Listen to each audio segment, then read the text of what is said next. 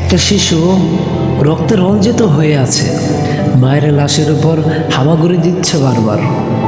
শিশুটা আকাশের দিকে তাকিয়ে কান্না করছে।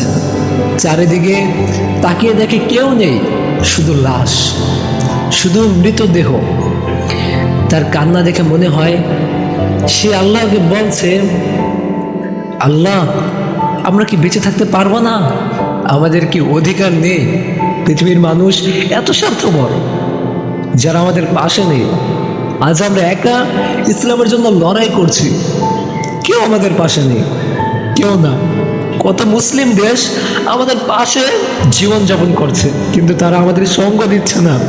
আর কত জীবন দিব? পৃথিবীতে কাউকে পাঠাও যে আমাদেরকে সাহায্য করবে। আর বিচার করো তাদের যারা সত্যের পক্ষে নেই, যারা কাফেরদের পক্ষে।